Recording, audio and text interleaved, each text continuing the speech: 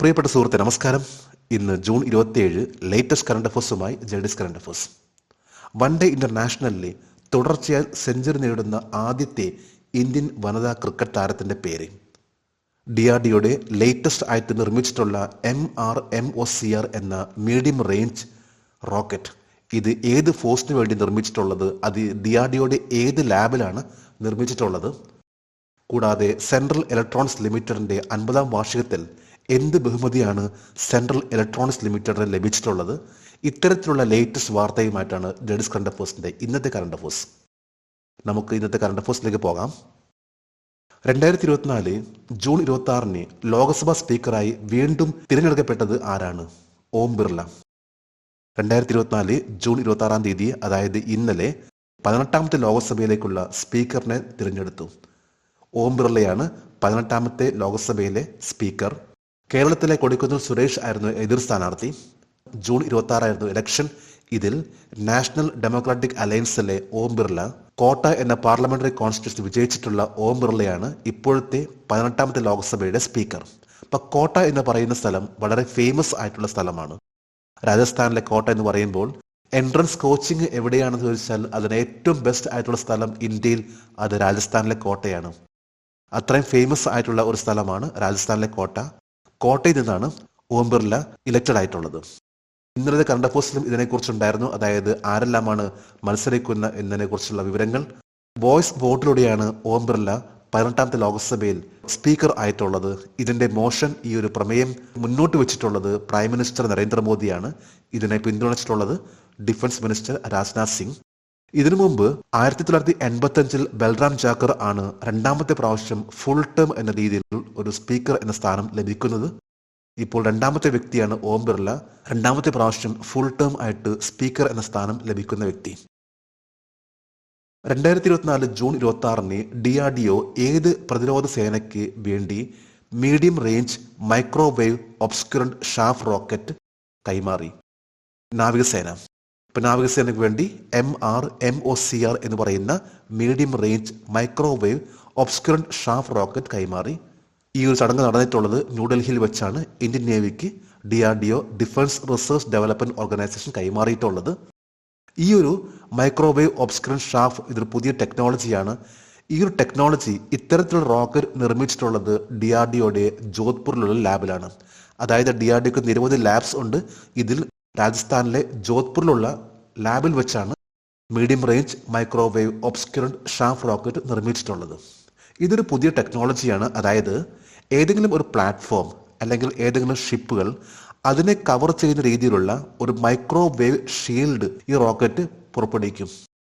ഈ rocket fire ചെയ്ത് കഴിഞ്ഞാൽ ആ ഒരു പ്രദേശത്തേക്ക് മൈക്രോവേവ് ഷീൽഡ് കൊണ്ട് കവർ ചെയ്യുകയും മറ്റ് റഡാറുകൾക്ക് ആ ഒരു ഷിപ്പിനെ കണ്ടുപിടിക്കാൻ സാധിക്കാത്ത രീതിയിലുള്ള ഒരു പുതിയൊരു ടെക്നോളജിയാണ് നിർമ്മിച്ചിട്ടുള്ളത്. ആ ഒരു റോക്കറ്റ് ഫയർ ചെയ്ത് കഴിഞ്ഞാൽ ആ ഒരു പ്രദേശം മൈക്രോവേവ് ഷീൽഡ് ആയിട്ട് മാറുകയും ഇതിലൂടെ റഡാർ സിഗ്നൽസിനെ കപ്പലിലെ കണ്ടെത്താൻ സാധിക്കാത്ത രീതിയിലുള്ള ടെക്നോളജിയാണ് ഈ പറയുന്ന medium range microwave obscurant chaff rocket. Ghaziabad ക്യാമ്പസിലെ സുവർണ ജൂബിലി ആഘോഷവേളയിൽ സെൻട്രൽ ഇലക്ട്രോണിക്സ് ലിമിറ്റഡിന് എന്തുതരം പദവി ലഭിച്ചു? Miniratna status category 1. Central electronics limited ഇത് ഗവൺമെന്റ് ഓഫ് ഇന്ത്യയുടെ കീഴിൽ വരുന്ന ഒരു ഓർഗനൈസേഷൻ ആണ്. സെൻട്രൽ ഇലക്ട്രോണിക് ലിമിറ്റഡിന്റെ 50-ാം വർഷം ഗോൾഡൻ ജൂബിലി ആഘോഷവേളയിലാണ് CELന് മിനിരത്ന സ്റ്റാറ്റസ് ലഭിക്കുന്നത്. ഇക്കാര്യം അറിയിച്ചിട്ടുള്ളത് union minister doctor Jitendra Singh ആണ്. അതായത് സെൻട്രൽ ഇലക്ട്രോണിക്സ് ലിമിറ്റഡിന്റെ മിനിരത്ന സ്റ്റാറ്റസ് ലഭിച്ച കാര്യം 50 വർഷം ആകുമ്പോൾ പറയുന്ന ഒന്നാണ് ഗോൾഡൻ ജൂബിലി. 25 ഇയേഴ്സ് ആണെങ്കിൽ നമ്മൾ സിൽവർ ജൂബിലി എന്ന് പറയുന്നു. ടാക്സ് ഒഴിച്ച് 3 വർഷം തുടർച്ചയായിട്ട് 30 കോടി രൂപയുടെ ലാഭം വരികയാണെങ്കിൽ മാത്രമേ ഒരു കമ്പനിക്ക് മിനിരത്ന സ്റ്റാറ്റസ് ലഭിക്കുകയുള്ളൂ. ഇന്ന് രത്ന എന്ന കാറ്റഗറിയിൽ 3 തരത്തിലുള്ള രത്നയാണ് നൽകുന്നത്. ഒന്ന് ഏറ്റവും താഴെ മിനിരത്ന, അതിനു മുകളിൽ നവരത്ന, അതിനു മുകളിൽ ആണെങ്കിൽ മഹാരത്ന. സെൻട്രൽ ഇലക്ട്രോണിക്സ് ലിമിറ്റഡ് ആണെങ്കിൽ ഇപ്പോൾ കിട്ടിയിട്ടുള്ളത് മിനിരത്ന കാറ്റഗറി 1 സ്റ്റാറ്റസ് ആണ്. 100ാമത്തെ പൂർണ്ണ അംഗമായി അന്താരാഷ്ട്ര സോളാർ അലയൻസിൽ ചേർന്ന രാജ്യം പരാഗ്വേ. പരാഗ്വേ എന്ന രാജ്യം, ഈ രാജ്യം ഇപ്പോൾ 100ാമത്തെ പൂർണ്ണ അംഗമായി അന്താരാഷ്ട്ര സോളാർ അലയൻസിൽ. പരാഗ്വേ എന്ന രാജ്യം ഈ കഴിഞ്ഞ ജൂൺ 26, അതായത് ഇന്നലെയാണ് ഇന്റർനാഷണൽ സോളർ അലയൻസ് ISAയിൽ 100ാമത്തെ അംഗമായിട്ട് മാറിയിട്ടുള്ളത്.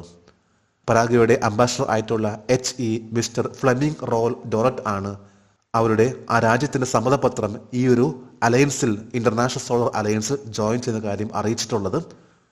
ISA അതായത് ഇന്റർനാഷണൽ സോളർ അലയൻസ് ഇത് ലോഞ്ച് ചെയ്തിട്ടുള്ളത് 2015 നവംബർ 30 പ്രൈം മിനിസ്റ്റർ നരേന്ദ്രമോദിയും ഫ്രാൻസിന്റെ പ്രസിഡന്റ് ആയിട്ടുള്ള മിസ്റ്റർ ഇമ്മാനുവൽ മാക്രോൺ എന്നിവർ പാരീസിലെ ക്ലൈമറ്റ് ഓൺ പാർട്ടീസ്, അതായത് ക്ലൈമറ്റ് ആയിട്ട് ബന്ധപ്പെട്ട ഇന്റർനാഷണൽ ലെവലിലെ ഏറ്റവും വലിയ കോൺഫറൻസ്, ആ കോൺഫറൻസിൽ വെച്ചാണ് ഇന്റർനാഷണൽ സോളർ അലയൻസ് എന്ന് പറയുന്ന ഈ ഒരു അലയൻസ് ആരംഭിക്കുകയും ഇപ്പോൾ ലേറ്റസ്റ്റ് ആയിട്ട് പറയുമ്പോൾ ഈ കഴിഞ്ഞ ദിവസം 100ാമത്തെ ഒരു രാഷ്ട്രം ഇതിന്റെ ഭാഗമാവുകയും ചെയ്തു.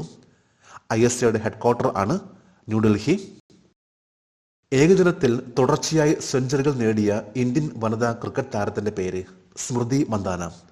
വൺഡേ ഇന്റർനാഷണലിൽ വനിതകളിൽ തുടർച്ചയായിട്ട് സെഞ്ചുറി നേടിയിട്ടുള്ള ആദ്യത്തെ ഒരു ക്രിക്കറ്റ് താരമാണ് സ്മൃതി മന്ദാന. ഇതിലൂടെ ഇന്ത്യയിലെ ആദ്യത്തെ ഒരു വനിതയായിട്ട് മാറി, വുമൻ ക്രിക്കറ്റർ ആയിട്ട് മാറി ടു സ്കോർ കോൺസിക്യൂട്ടീവ് സെഞ്ചുറീസ്. തുടർച്ചയായിട്ട് വൺഡേ ഇന്റർനാഷണലിൽ സെഞ്ചുറി നേടുന്ന ക്രിക്കറ്റ് താരം. സൗത്ത് ആഫ്രിക്കയുമായിട്ടുള്ള 3 മത്സരങ്ങളുടെ സീരീസിലാണ് സ്മൃതി മന്ദാന ഈ ഒരു നേട്ടം കൈവരിച്ചിട്ടുള്ളത്. അതായത് 2 മത്സരങ്ങളിൽ വൺഡേ ഇന്റർനാഷണലിൽ സെഞ്ചുറി നേടുന്ന ആദ്യത്തെ ഒരു വ്യക്തി. ടോട്ടൽ 343 റൺസ് ആണ് നേടിയിട്ടുള്ളത്. ആദ്യമായിട്ടാണ് ഒരു ക്രിക്കറ്റ് താരം ഒരു സീരീസിൽ ഇത്രയും ഹയസ്റ്റ് റൺ നേടുന്നത്. ഇതിലൂടെ തന്നെ മറ്റൊരു റെക്കോർഡ് ഉണ്ടാക്കി. അതായത് വേൾഡിൽ തന്നെ പറയുമ്പോൾ ആദ്യത്തെ ഒരു വ്യക്തിയാണ്, ആദ്യത്തെ ഒരു വനിതാ ക്രിക്കറ്ററാണ് ഏറ്റവും ഹയസ്റ്റ് സ്കോർ, ഒരു സീരീസിൽ ഏറ്റവും ഹയസ്റ്റ് സ്കോർ നേടുന്ന വ്യക്തി. അത് സ്മൃതി മന്ദാനയാണ്. ചന്ദ്രന്റെ വിദൂര ഭാഗത്തു നിന്ന് ഭൂമിയിലേക്ക് സാമ്പിളുകൾ വിജയകരമായി കൊണ്ടുവന്ന ഒരേയൊരു ബഹിരാകാശ പേടകം ഏതാണ്? Chang 6 lander. ചൈനയുടെ ചാങ് 6 ലാൻഡർ ചന്ദ്രന്റെ വിദൂര ഭാഗത്തു നിന്ന് ഭൂമിയിലേക്ക് സാമ്പിളുകൾ വിജയകരമായിട്ട് കൊണ്ടുവന്ന ഒരേയൊരു ബഹിരാകാശ പേടകമാണ്. നമ്മളെല്ലാം സ്ഥിരമായിട്ട് ചന്ദ്രന്റെ ഒരു വശം മാത്രമേ കാണാറുള്ളൂ, മറുവശം പൂർണ്ണമായിട്ടും ഇരുട്ടാണ്. ആ ഒരു ഭാഗത്ത് നിന്ന് ആദ്യമായിട്ടാണ് സാമ്പിളായിട്ട് റോക്ക് പാർട്ടിക്കിൾസ്, കല്ലുകളുടെ അവശിഷ്ടങ്ങൾ കൊണ്ടുവന്നിട്ടുള്ളത്. ഇത് ചന്ദ്രന്റെ വിദൂര ഭാഗത്ത്, അതായത് നമ്മൾ കാണാത്ത പൂർണ്ണമായിട്ടും ഇരുട്ടുള്ള സ്ഥലത്തു നിന്നാണ് കൊണ്ടുവന്നിട്ടുള്ളത്. അവിടെയുള്ള ഏറ്റ്കൻ ബേസിൽ നിന്നാണ്, അതായത് ചന്ദ്രനിലെ ഏറ്റവും വലിയ ഗർത്തം, അവിടെ നിന്നാണ് ഈ ഒരു റോക്ക് പാർട്ടിക്കിൾസ് എടുത്തു കൊണ്ടുവന്നിട്ടുള്ളത്. ഇന്നലെ ജൂൺ 26 ഇന്നലത്തെ കറണ്ട് അഫയേഴ്സിലെ ഒരു ചോദ്യമാണ്: ലോകത്ത് പുകയില ഉൽപാദനത്തിൽ ഇന്ത്യയുടെ സ്ഥാനം എന്താണ്? സെക്കൻഡ്. ഇന്ന് ലോകത്ത് ഏറ്റവും കൂടുതൽ പുകയില ഉൽപാദനത്തിൽ നിൽക്കുന്ന രാജ്യമാണ് ചൈന, 2ാമത്തെ രാജ്യമാണ് ഇന്ത്യ. ജഡ്സ് കറണ്ട് അഫയേഴ്സിന്റെ ഇന്നലത്തെ ഈ ചോദ്യത്തിന് മറുപടി നൽകിയിട്ടുള്ള ഓരോരുത്തർക്കും ജഡ്സ് കറണ്ട് അഫയേഴ്സിന്റെ ആശംസകൾ. നമുക്ക് ഇന്നത്തെ കറണ്ട് അഫയേഴ്സ് ഒന്നുകൂടി റിവൈസ് ചെയ്യാം. 2024 ജൂൺ 26 ലോക്സഭാ സ്പീക്കറായി വീണ്ടും തിരഞ്ഞെടുക്കപ്പെട്ടത് ആരാണ്? ഓം ബിർല. 2024 ജൂൺ 26 DRDO ഏത് പ്രതിരോധ സേനയ്ക്ക് വേണ്ടി medium range microwave obscurant chaff rocket കൈമാറി? നാവികസേന. ഗാസിയാബാദ് ക്യാമ്പസിലെ സുവർണ ജൂബിലി ആഘോഷവേളയിൽ സെൻട്രൽ ഇലക്ട്രോണിക്സ് ലിമിറ്റഡിന് എന്തുതരം പദവി ലഭിച്ചു? മിനിരത്ന സ്റ്റാറ്റസ്. 100ാമത്തെ പൂർണ്ണ അംഗമായി അന്താരാഷ്ട്ര സോളാർ അലയൻസിൽ ചേർന്ന രാജ്യം പരാഗ്വേ. ഏകദിനത്തിൽ തുടർച്ചയായി സെഞ്ചുറികൾ നേടിയ ഇന്ത്യൻ വനിതാ ക്രിക്കറ്റ് താരത്തിന്റെ പേര് സ്മൃതി മന്ദാന. ചന്ദ്രന്റെ വിദൂര ഭാഗത്തു നിന്ന് ഭൂമിയിലേക്ക് സാമ്പിളുകൾ വിജയകരമായി കൊണ്ടുവന്ന ഒരേയൊരു ബഹിരാകാശ പേടകം ഏതാണ്? Chang 6 lander. ഇന്ന് ജൂൺ 27 ഇന്നത്തെ കറണ്ട് അഫയേഴ്സിലെ ഒരു ചോദ്യമാണ്: സദേൺ നേവൽ അക്കാഡമിയിലെ ട്രെയിനികളെ അയക്കുന്ന കിങ് ഫഹദ് നേവൽ അക്കാഡമി ഏത് രാജ്യത്തിന്റെ നേവൽ അക്കാഡമിയാണ്? കിങ് ഫഹദ് നേവൽ അക്കാഡമി ഇത് ഏത് രാജ്യത്തിന്റെ അക്കാഡമിയാണ്? 3 ഓപ്ഷൻസ് ആണ് നൽകിയിട്ടുള്ളത്. ഈ ചോദ്യത്തിന്റെ ഉത്തരം അറിയാമെങ്കിൽ ഇന്നത്തെ കറണ്ട് അഫയേഴ്സിന്റെ കമന്റ് ബോക്സിൽ രേഖപ്പെടുത്തുവാൻ അഭ്യർത്ഥിക്കുന്നു. നാളത്തെ കറണ്ട് അഫയേഴ്സിൽ ഇതിന്റെ ഉത്തരം ഉണ്ടായിരിക്കും. ഏറ്റവും ലേറ്റസ്റ്റ് ആയിട്ടുള്ള കാര്യങ്ങൾ അറിയാനുള്ള ഒരു ആകാംക്ഷ ഉണ്ടാക്കാൻ ശ്രമിക്കൂ. തീർച്ചയായിട്ടും വിജയിക്കാൻ സാധിക്കും. നമുക്ക് നാളെ വീണ്ടും പുതിയ കറണ്ട് അഫയേഴ്സുമായിട്ട് കാണാം. Thank you very much.